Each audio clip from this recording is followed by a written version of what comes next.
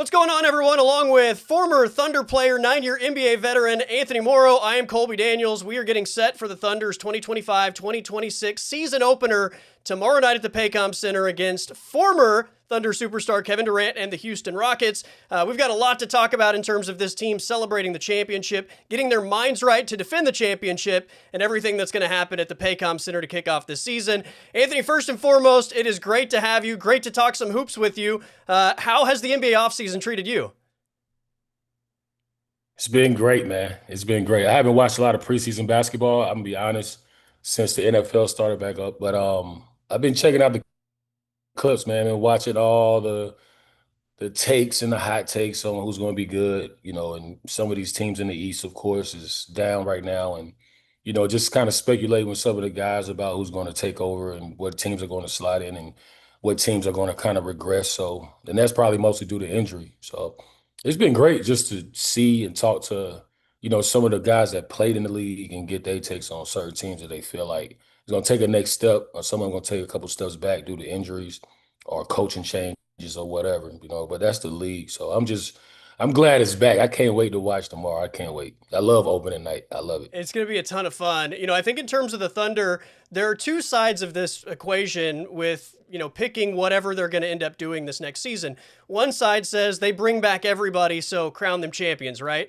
And I think in addition to that, you expect that there's going to be improvement from a lot of the younger guys on this roster.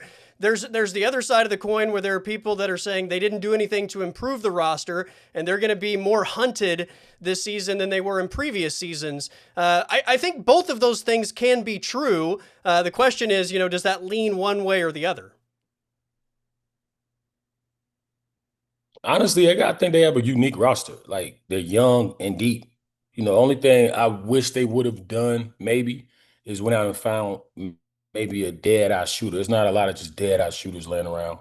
Um, Two-way dead eye shooters because in the league now, the way they play is not really a man to man. It's more like a matchup zone. And a lot of guys get protected. They can stay on the floor longer. I wish I played now because I had guys like Serge and KD back there. I had Russ, who was athletic on the back and, in the front of the defense. So I could stay on the court longer. And we did that in spurts, but now it's like all the teams do that. And I think that protects guys that, they don't want to, go one-on-one on the best players, or they try to pick and roll and get you in a one-on-one setting. It doesn't work like that. So if they could have got one more dead eye shooter, because they got guys that can make shots. They make enough. They shoot the three at a high enough clip where it's not really an issue for them. But they get one of those guys that'll really, I think, make a huge difference in the playoffs when you got to see like a Denver, or maybe a Houston. It's some other teams in there that's going to be in the mix, to come out of the West that they're going to have to go through. But other than that, when you're an older team, a veteran team, a seasoned team, that'd be concerning, but they all like in the early and mid 20s. So I'm like, if you bring all those back, that's like an anomaly in the NBA. It don't really work like that Yeah. unless you're just a bad team, Guys but you like just won a chip. So can't really figure him out right now. That's good though. Yeah, yeah. Guys like Chet Holmgren, Jalen Williams, who obviously started in the NBA Finals. I mean, those guys are still very young in their careers. I thought we saw a ton of Mhm. growth from especially those two guys just in the postseason run. I think you could probably throw Casey Wallace into that conversation. I mean, those guys to me are going to be different players this regular season than what we saw over the course of 82 games a year ago. Yeah, I like Kaysen a lot. You got Lou coming back. They got like young guys that I consider veterans. Like it seems Yeah. seasoned, but that's because of the, it's like, you hear Jalen Williams. I heard Jalen Williams in the interview last week, and he was talking about a book he read. One of the players' dads gave him. Like it's just a different mentality over there, and you kind of need that. You definitely need that, especially with guys so young, But you look at, I call him Sam. Sam is the man. He's not going to recruit just you on the basketball court. He's gonna change you. I walk in Sam's office. He got like 200 books in there. I'm like, let me borrow that book right there. Who wrote that? He listened to Wu-Tang. You know what I'm saying? So it's like Yeah. it's different, but it's just a different organization. So you can tell by each and everybody that's on the roster, everybody knows their role. You got your leader, you got Shea right there. When he does an interview, it's six of them over there interviewing with him. That's little stuff like that. That's chemistry. And I'm like, I said, look, I don't see them losing if they get to the finals. Even if Tyrese Halliburton didn't get hurt, it was unfortunate. He's a great player, but at the same time, I think they can definitely be in the mix. Denver's going to be tough. Denver made some moves, but they're an older team. They had to make some moves. OKC didn't necessarily have to do that, not in my opinion. I wish they would have got a knockdown shooter, but Yeah. they can always have room for that. They got picks, they got the draft, they got anything they want. So they got leverage. So I mean, it could be a dynasty, but we'll see. I know they're really young, and so we all expect that they're just going to bounce back with fresh legs. But as we've seen over, I think, the last several seasons, and what are we at, like 7 different champions over the last 7 years, making that deep NBA Finals run has an impact, right? I mean, it's tread coming off the tires for the next season. I would imagine that while we all look at SGA and Chet and J Dub and all the big names as coming back and having a big year, depth once again is going to be a big factor because I think you're going to have that depth to play a lot of the regular season minutes to preserve the tread on the tires for those guys once you get back into another postseason setting. Yeah, definitely. And they have a lot of that. I think that a lot depends on Chet. I always worry about Chet and his health, because the way he plays, those guys with that kind of, he plays with a lot of torque. You can't really tell because he's so tall and lanky, but he's way stronger than people think. I seen him work out, when he was his rookie year, I believe. I saw him work out, and every workout looks the same. Like it's game speed, so I know he works, all of them work on their game. I'm proud of all of them, actually. Lou Dort is a leader, you know, they got a lot of strong pieces, man. Like people come off the bench, got Kaysen coming off the bench. Um, it's a lot. It's a lot. They got the way they play. The first unit and the second unit is conducive with each other. Like when I was playing for Oklahoma City, it was the first unit. You got two Hall of Famers. The second unit, we had to play a certain way. You know what I'm saying? Right. So they can both mix and match. They can all play together at one time. And that's what I think is special about them. They can go 12 deep in a game and blow somebody out, a contender out by 25 to 30, because you don't know how to match up with that. Like most teams have two stars, play around them guys, and then you bring the guys off the bench. And you have to kind of change your offense. Like Oklahoma City doesn't necessarily have to do that. They can play one way, and when it's time to win the game, you know who the ball gonna be in the hands. It's gonna be SGA. Then you got Lou over there. You got Jalen over here. They put the guys in, and they close the game out. So it's a beautiful brand of basketball to watch.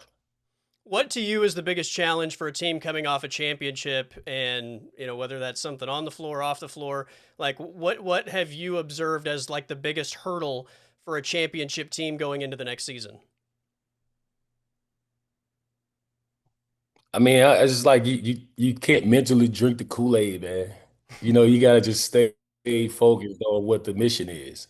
And to me, I think that's the main thing. Like if you repeat now, that's kind of the equivalent of three-peating like in the early 2000s. Because like you said, 7 different teams, 7 straight years, different championships. It's harder to do that now with all the diversity in terms of talent in the league now. And the way these teams are orchestrated, due to the whether it's a salary cap or anything like that. So now you get two, three guys. If you get three guys, that's different. You will have no bench. We've seen that in the last few years. That don't work. And you get two guys, you save up some cap.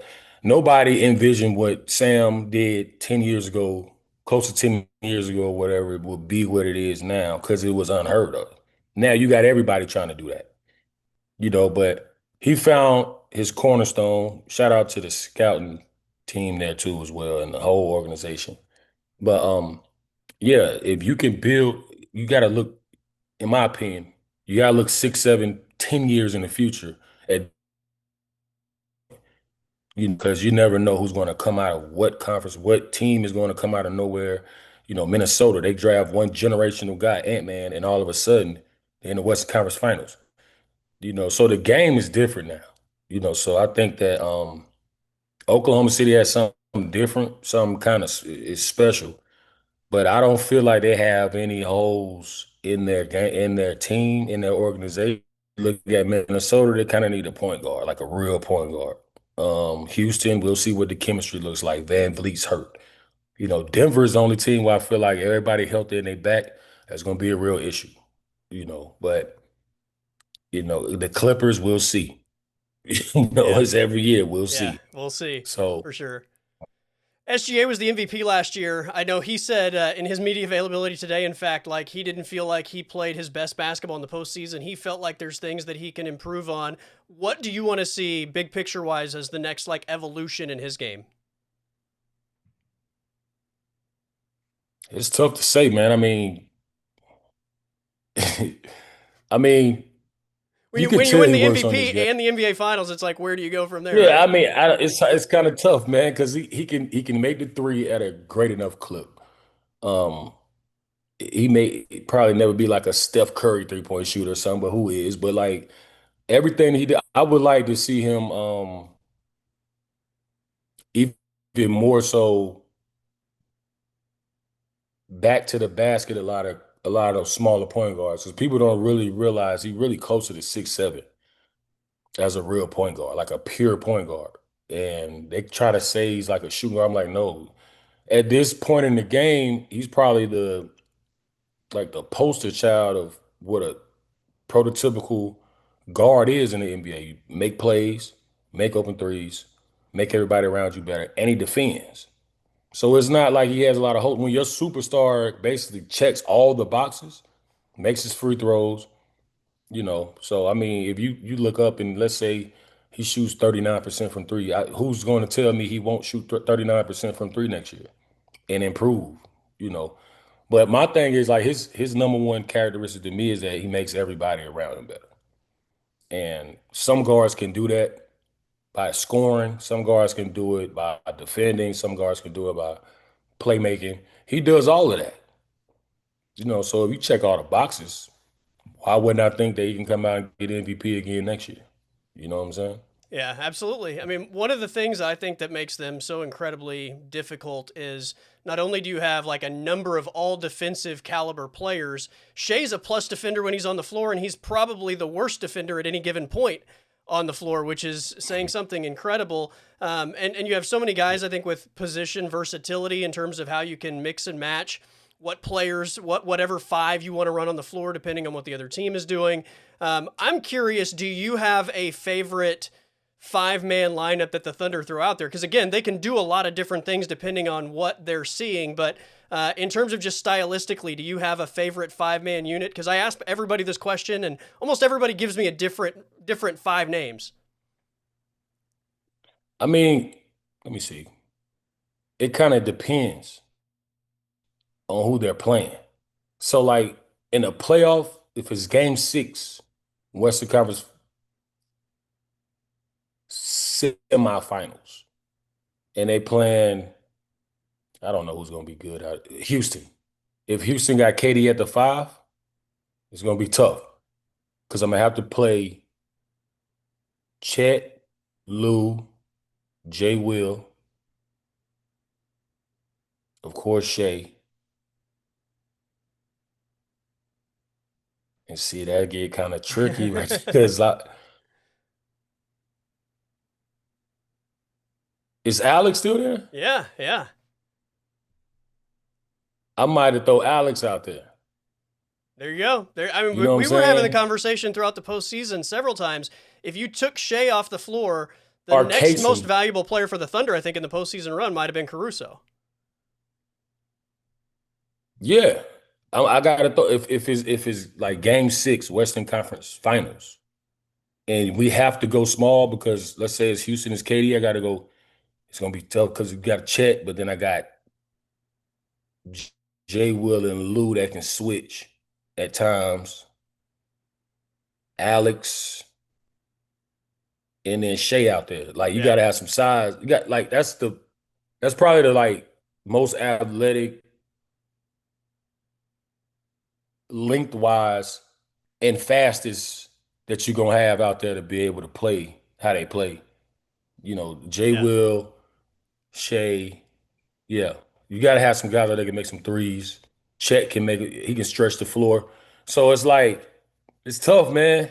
That's why Coach Mark is coach of the year. That's why he get paid so much money, man. Him and the No staff. I doubt. love those guys. No doubt. So they won 68 games last year. I think Vegas has the win total at 62 and a half this year. If you had to put your money one way or the other, are you going over 62 and a half or under 62 and a half?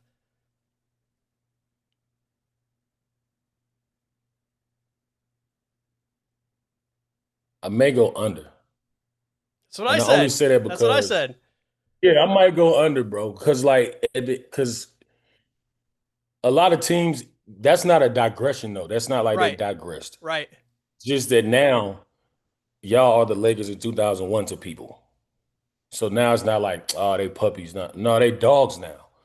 You know what I'm saying? So now we're going to bring everything and throw everything at them every single game this year. I don't care who's out. They don't care who's hurt. They coming after them. So now they're the hunted now, which is good. All those guys are built for it. Now they got championship pedigree. So it's natural, it's normal. I like it for them. And I think they're gonna step up to the plate. But I'm gonna take the under the 62 though. I took under as well for 68, crazy. yeah, yeah, that's it's insane. I took under as Yeah. well because I think the reasons you mentioned are spot on, but also like I think once you've been through that long postseason run where you've won 4 series to win a championship, like the next year, not saying you aren't playing with the same sort of mentality and trying to win every single game, but you just understand the length and grind of the entire NBA season if you're going to win a championship. And somewhere along the way, I think you just find Right. points to maybe recharge a little bit as opposed to when you've never gone through that. Yeah. Yeah, exactly. Like and the experience is there now. And one thing I know about that staff and that organization is it's going to be well understood. Like, listen, we understand, you know, day by day, the brick by brick mentality that they have in the organization, but we're not letting anybody off the hook. We still gonna have the same pedigree. We still have the same mentality, the same work ethic. We still gonna represent this OKC shield. We're not letting anybody let us, oh, we're not playing for a month because we need rest. That's not what they built about over there. So in terms of the just the culture over there, that'll save that anyway. And those guys want to play. You Yeah. can tell they love Yeah. basketball. They love being around each other, and they hold each other accountable. No You doubt can about it it. comes it bounces off the screen when you see it. All right, so It's gonna tomorrow be night at the fun. Paycom Center, they're going to drop the banner. They're going to hand out the rings, the ring ceremony before the game. It'll be 1 day short of 4 months to the day since they won Game 7 of the NBA Finals. It doesn't feel like it's been that long at all. I love the fact that it's the Houston Rockets and it's the original Thunder superstar Kevin Durant coming back for this first game. I mean, it kind of just raises the stakes in terms of not only getting your rings, but having to show up and play a good brand of basketball on night number 1 defending the title. It's great, man. It's great for the league. The league knew what they were doing. It don't matter what jersey Katie wears. When he comes to Oklahoma City, it's prime time. So, we fresh out the gate. You get great basketball. It's gonna be very competitive. I was there when KD came back the first time, and I saw a different side of the Oklahoma City Thunder fans, man. I loved it. But I don't think it's gonna be that kind of reception this time, man. I think it's gonna be more humbling, and it's gonna be great for him. One day he's gonna have number 35 up there in the rafters. So I mean, it'll be fun to watch, man. Can't wait to check it out. He's going to want to get this one though, I feel like. He's going to have something extra in his tank, I feel like, to try and spoil the party, so to speak, as Thunder fans are celebrating, the ring ceremony. Yeah, they're gonna have to buckle up because he's definitely going at him. If I know him, I know what he's gonna be on, and it's prime time. That's what he step up for. So he probably gonna kick it in another gear tomorrow at some point, and that's just gonna make it even better. So I know Shea gonna compete. Jay will, he gonna get extra sleep tonight. He gonna go out there and compete tomorrow. All those guys, man. Lou gonna go compete. Um, I'm really interested in seeing like the matchups throughout the game because now this is the new NBA. You're seeing the guys coming out of college. Some of the younger guys on other teams, like Richard Shea, hope I ain't messing his name up, out Yeah, in yeah. Atlanta, like those guys is like the next Wendy. So some of them guys come, they like power, they like swing man, 2, 3, 4, 5. I think that's where the league going. So I want to see what Chet does tomorrow. And just the different matchups. You got I-Man up there, Amen Thompson. So it's gonna be fun. That's gonna be a real athletic, high-powered, energetic game, man. It should be really entertaining. All right, man. This has been a lot of fun. I can't wait for the season to kick off. We'll touch base with you again next week and kind of evaluate where things are at that point. I will ask this though: do you have any like bold predictions or maybe anything that you expect to happen this season with the Thunder that maybe is flying under the radar? With the Thunder, um, Or the NBA in general? if they do, I would say this: if they do what they're supposed to do, I think they could get three All-Star game. If they do what they're supposed to do, Assuming they that's stay just healthy, which one. is a big part of the You equation. know, yeah, assuming they stay healthy. We knock on wood. I pray they stay healthy because obviously we know what that is. It's a war of attrition, man. So long as they stay healthy, man, I think um, I got them. I got OKC and Denver in the Western Conference Finals. Well, if it's And anything like everybody last says, year, "Well, oh, Denver." Yeah, it's not getting old to me. give me that They still matchup a good hundred basketball to times, and I'll watch. watch every single one of them. Absolutely, got to every game. Amen. All right, my man. Let's do it again next week. All right, see you next week, man. Thank you.